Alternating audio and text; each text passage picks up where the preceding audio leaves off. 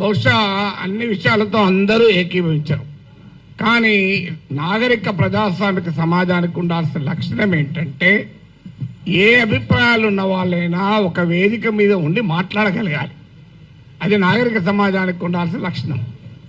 So ఇక్కడ ఉన్న వాళ్ళందరికీ ఒకటే కన్సర్న్ ఏంటంటే స్వేచ్ఛను హరించకూడదు. ఇక్కడ మాత్రం డిఫరెన్స్ ఏం లేదు కదా ఎవరికి. భావ ప్రజ్ఞా స్వేచ్ఛను హరించకూడదు. భారత రాజ్యాంగం కల్పించిన ఆర్టికల్ 19(1)A కల్పించిన భావ ప్రజ్ఞా స్వేచ్ఛను హరించకూడదు. హరిస్తే ఏం చేస్తారు?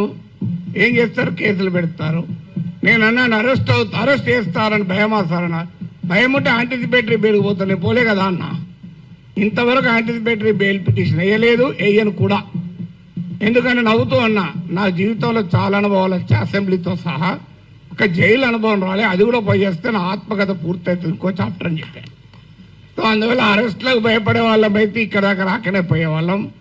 నేను 30 ఏళ్ల వయసులో యూనివర్సిటీలో అసిస్టెంట్ ప్రొఫెసర్గా ఉన్నప్పుడు Times of India group daily the ఇండిపెండెంట్కు ఒక ఆర్టికల్ రాశాడు. అప్పుడు ముఖ్యమంత్రి నెదురుమల్లి జనార్దన్ రెడ్డి పైన glad to see him go అని రాశాడు. అప్పుడు చీఫ్ మినిస్టర్ ఆఫీస్ నుంచి వైస్ ఛాన్సలర్ ఫోన్ వస్తే నన్ను పిలిపించాడు. ఏం నాగేశ్వర్ పెళ్ళై 4 ఏళ్ళు అయింది, కొడుకు పుట్టి 1 year కూడా కాలే, ఇప్పుడు మన ఉద్యోగం తీసేస్తే ఏమవుతుంది అన్నాడు. నేను తీసేయమన్నాడు సార్ మీ సీఎంను. ఒక 30 ఏళ్ళు అక్కడ ఇక్కడ ట్యూషన్ చెప్పుకొని బతుకుతా, 30 ఏళ్ళ తర్వాత కోర్టులో సుప్రీంకోర్టుకి వెళ్ళి ఈ డబ్బులన్నీ తెచ్చుకుంటే జూబ్లీహిల్స్ ఇల్లు కట్టుకుంటా అని చెప్పాను. ఎందుకంటే నాకు అదొకటే మార్గం కనబడుతున్నా సార్, లేకపోతే లేదని చెప్పిన. అంటే అందువల్ల 30 ఏళ్ల వయసులోనే భయపడలే, 62 ఏళ్ల వయసులో భయపడతామా? సో అందువల్ల అది భయపడే ప్రసక్తే లేదు. అరెస్ట్ ఇంతవరకైతే మీకు ఫ్యాక్ట్స్ కూడా చెప్పాలి. ఎందుకంటే ఇక్కడ మాట్లాడిన వాళ్ళు చాలా మంది బహుశా టీవీలు మిస్లీడ్ చేసిన రాంగ్ ఇన్ఫర్మేషన్తో కూడా ఉన్నట్టున్నారు. నా దగ్గరికి అరెస్ట్ చేసడానికి ఎవరైతే రాలే ఇప్పటి వరకు, రారని నేను చెప్పను, ఇప్పటి వరకు రాలేదు. హైదరాబాద్కు వచ్చారేమో తెలియదు, మా ఇంటికి రాలే. అయితే అక్కడ తెలంగాణ పోలీస్ ప్రొటెక్షన్కి వస్తే వాళ్ళ ఫోటోలు వేసి మనం మీడియాలో ఆంధ్ర పోలీస్ వచ్చిందని రాశారు. ఆ వీడియోలో ఉన్న వ్యక్తి మన టోలీచెక్ సిఐ. సో అలా కూడా వచ్చాయి వార్తలు. ఆ వార్తలు కూడా ఇట్లాంటి పత్రికల్లోనే వచ్చాయి. పోనీ వీళ్ళు ఇక్కడ మనకు అర్థం కావాల్సిందంటే ఒకటి, రాజ్యం ప్రభుత్వమే నేరుగా కేసులు పెట్టింది. ఏంటా కేసులు? కుల చిచ్చు పెట్టానట. నేను నా మాటలో ఎక్కడ కులమన్న పదమే లేదు, కుల చిచ్చు పెట్టాను. పవన్ కళ్యాణ్ మాటల్లో కూడా చెప్పాడు కులం. అసలు నేను ఎక్కడ కులం తీసానో నాకు ఇప్పటికి అర్థం కాలే. ఇప్పుడు ఒక అంశం వచ్చినప్పుడు అనేక మంది భిన్నమైన అభిప్రాయాలు ఉన్న వారు ఆ అంశాన్ని వరకు సమర్థిస్తుంటారు. అది ఏ కులం వాళ్ళైనా కావచ్చు, ఏ ప్రాంతం వాళ్ళైనా కావచ్చు, ఏ రాజకీయ భావాలు ఉన్న వాళ్ళైనా కావచ్చు. ఇప్పుడు దీన్ని మైక్ అనాలి. దీన్ని మైక్ అని ఒక కులం వాళ్ళకి చెప్తే మైకు, ఇంకో కులం వాళ్ళు చెప్తే కాదు స్టిక్ అంటారా? ఒక పార్టీ వాడికి చెప్తా మైకు, ఇంకో పార్టీ వాడికి చెప్తే బాటిల్ అంటారా? ఎవరైనా మైక్ అనాలి.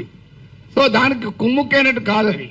తర్వాత ప్రాంతం అని కూడా తీశారు పవన్ కళ్యాణ్. ప్రాంతం అని తీస్తే ఎవరు తీశారు ప్రాంతం? నిజంగా ఇక్కడ వచ్చిన ఇన్ని సంఘాలు ఉన్నాయి, వీళ్ళు తీయలే. తెలంగాణ సంఘాలు మొదలు ప్రాంతం అనే ప్రస్తావనే తీయలే. ఆ ప్రస్తావన తీసింది కూడా ఆ 2 పార్టీల వాళ్ళే. నువ్వు తెలంగాణ వాడివి, ఆంధ్రప్రదేశ్ రాజకీయాల గురించి ఎట్లా మాట్లాడుతావు? అయ్యమ్మ నేను అమెరికా వాడిని, అక్కడ ఓటర్నా, ఆడ మాట్లాడుతున్నా కదా. ఇరాన్ పైన మాట్లాడుతున్నా, ఇరాన్ ఓటర్నా? ఇది ఎక్కడ సిద్ధాంతం అయ్యా? మీరైతే ఇక్కడ ఇల్లు కలిగి ఉంటారు, ఆస్తులు కలిగి ఉంటారు. మేము మాట్లాడకూడదంటే ఎట్లా? తెలంగాణలో ఉన్న పుట్టినవాడు కనుక తెలంగాణ వాడు కనుక మాట్లాడద్దంటే ఎట్లా? అంటే కులం తీసింది మీరు, ప్రాంతం తీసింది మీరు, మళ్ళీ మమ్మల్ని కులము ప్రాంతం తీశారంటున్నారు. ఎంత ఆశ్చర్యం చూడండి. ఇక అది కులం చిచ్చు పెట్టారని కేసు పెట్టారు. అక్కడ కులం ప్రస్తావన కూడా చేయలేదు నేను. ఇంకో కేసు ఏంటిది? ఈవెన్ నోటీస్ ఇవ్వకుండా కూడా అరెస్ట్ చేయొచ్చు 3 ఏళ్ళు. ఏంటదా అంటే అల్లర్లు సృష్టించేదానికి పనిచేశారట. నేను ఇప్పుడు ఈ ఇన్సిడెంట్ జరిగి 10 రోజులు అయింది. ఎక్కడ అల్లర్లైంది? 2 దోమలు కూడా ఎవరు చంపలే, 4 ఈగలు కూడా చంపలే. అల్లర్లు ఎక్కడే? పోనీ 2 కుక్కలు కొట్లాడుకున్నాయా? అరే ఏమో ఏంది మీకు?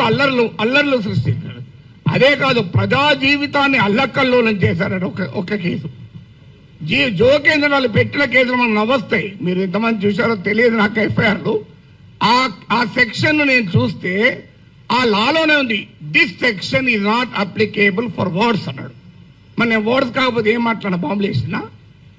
ఇంకో దగ్గర this section is not applicable to the statements అన్నారు. నేను మాట్లాడేది వర్డ్ స్టేట్మెంటే కదా. అంటే అప్లికేబుల్ కాదని చట్టంలో ఉన్న కేసు పెట్టారు. ఇక చూడండి, ఇక్కడ మనకు అర్థం కావాల్సింది అంటే చాలా మంది మిత్రులు మాట్లాడారు. నేను మాట్లాడిన అంశం అసలు ఇష్యూనే కాదు, అది ఇష్యూనే కాదు. నన్ను కులం అన్నారు. ఇప్పుడు ఇంతకుముందు విమలక్క గారు చెప్పారు, నేను ఏ కులంలో పుట్టాలనే హక్కు నాకుంటే, అది అవకాశం నాకుంటే అది నేను డిసైడ్ చేసుకుంటాను. ఎక్కడో చూడ పుట్టిన తర్వాత ఎక్కడ ఉన్నాం అనేది పాయింట్ కదా. చిన్నప్పటి నుంచి అలా